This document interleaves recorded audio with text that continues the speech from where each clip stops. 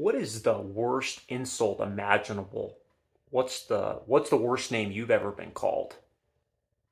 Well, in the Bible, the worst insult that you could possibly be hit with is that you are full of yourself. I don't know if anybody's ever told you that before. Hopefully not. I'm sure we're all kind of guilty of that from time to time. Hey, you're full of yourself. But let me tell you why that's the worst insult imaginable. That is what makes you like Satan. The devil fell from his place in heaven and rebelled against God because he was full of himself. He thought to himself, I'm going to exalt my throne to God's throne and even higher. He thought too highly of himself. And you know something about psychology that's interesting? Is that psychology is constantly talking about yourself, self-talk, self-this, self-that. It's very bad. It's a very bad focus to be constantly focused on yourself all the time. And you know what is also like that? The Satanism, uh, the Bible of Satanism, literally the Satanic Bible is all about self-indulgence, how to make yourself happy, how to self-actualize in this life. That's also psychology, but it's all about self.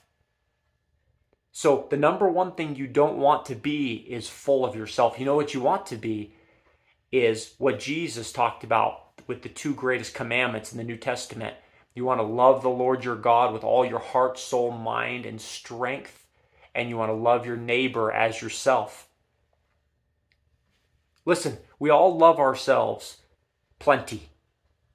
Yes, I know that there are certain people that need to be encouraged about their identity in Christ's need. They struggle, with their self-image and this and that. I get that. I'm not trying to discount that at all. However, most of us in the West, most Americans, prosperous, have everything we could possibly imagine Americans, most of us think about ourselves plenty. We look at ourselves in the mirror plenty.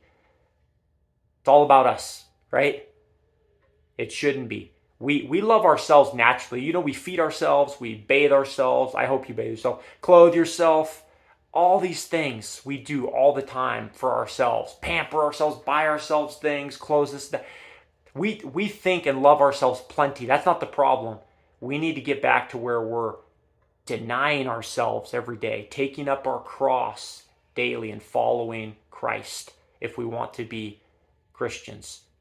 So that's the message of the cross, not to go along with the world, but to go with Jesus.